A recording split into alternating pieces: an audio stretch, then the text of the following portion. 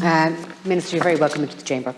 This bill is largely welcomed. It's hard and often thankless task to balance employer-employee rights, and I know how much of the discussion around this bill in the Dáil Committee centred around time periods, paid or unpaid, and who would be caught up and left out of certain provisions. There are those who'd tilt the scales entirely in one direction and force employers to pay time and a half to a worker who's out sick for 3 days, putting the entire country out of business. Likewise, I'm sure some other rights love nothing more than to flirt with the opposite extreme and erode workers' rights to flatten profit margins. Neither of these is a desirable approach, and it is essential that the Government strikes that all-important word in the bill titled balance.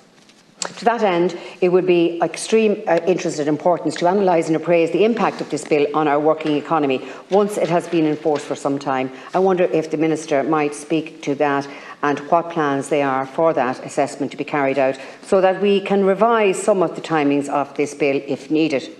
But, Minister, we must address the fiasco that was the removal of the word woman from the Maternity Protection Act 1994. What a ludicrous sentence to even have to say. And you may well respond, as you did to Deputy Tobin in the Dáil, that this bill does not remove the word woman from the legislation. And that's true, but that wasn't always the plan, was it? By the time the bill was presented to the House on the 5th of October, woman was there in its rightful place, a bit alongside other people.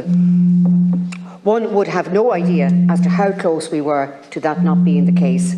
Because, of course, the general scheme of the bill published on the 21st of April stated that the Paternity Protection Act 1994 is amended, A, in section 16(1) by the replacement of the word woman with person, with the accompanying explanatory note declaring that, for the avoidance of doubt, woman is being substituted for a gender-neutral term such as person.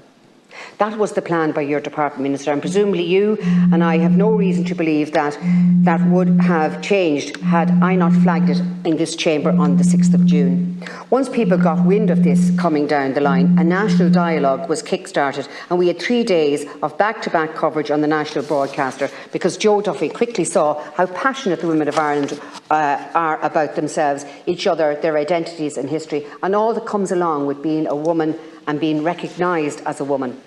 This level of honest discussion had many progressives touching their pearls and reaching for the smelling salts. So aghast were they that both sides of the debate would be given space to talk by our national broadcaster. Indeed, the national conversation that opened up was decried in this very chamber.